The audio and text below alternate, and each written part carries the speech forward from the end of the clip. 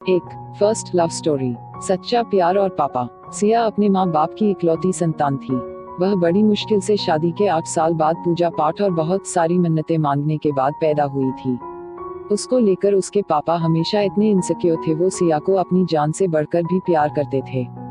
पापा को लगता था सिया की सांसों के साथ मेरी सांसें चलती हैं। उसकी हर जरूरत को पूरा करते और धीरे धीरे सिया बड़ी होने लगी। पहले स्कूल गई तो फिर कॉलेज में चली गई। वो पढ़ने में बहुत इंटेलिजेंट थी और वह कॉलेज में भी बहुत अच्छे नंबर लेकर पास होती रही। सिया के कॉलेज जाने के बाद जिंदगी में एक राहुल नाम का लड़का आया। उसके विचार सिया से बहुत मिलते थे। उन दोनों में इतनी दोस्ती हो गई, उन दोनों को पता ही नहीं चला कब दोस्ती प्यार में बदल गई। और राहुल एक पंडित फैमिली से थे और सिया जाट फैमिली से थी। पर सिया को ये बात बहुत अच्छे से पता थी कि पापा लव मैरिज के बहुत खिलाफ है। सिया अपने पापा इस नेचर को बहुत अच्छे से जानती थी। उसको पता था मेरे पापा इस बात को कभी भी पसंद नहीं कर सकते।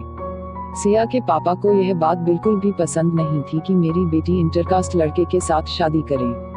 सिया को पता था क्योंकि उसने अपने पापा को बचपन से ही इस बात के खिलाफ बोलते हुए देखा था। अब सिया इस कश्मकश में थी। एक तरफ पापा थे और एक तरफ उसका प्यार।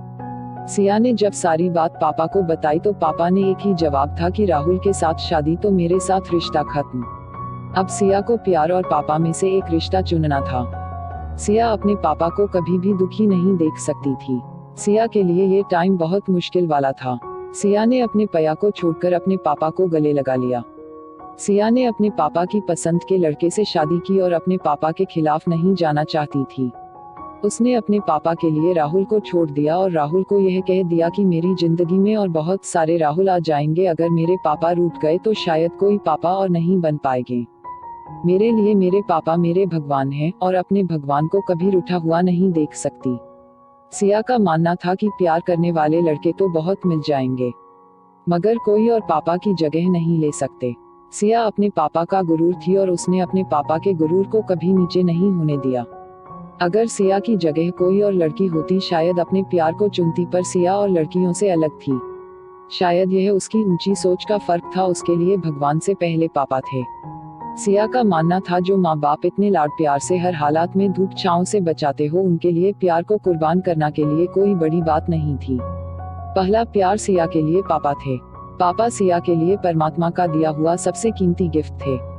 पापा को दुखी कैसे कर सकती हूँ? अगर पापा दुखी है तो मैं कभी खुश नहीं रह सकती, ऐसा मानना था सिया का।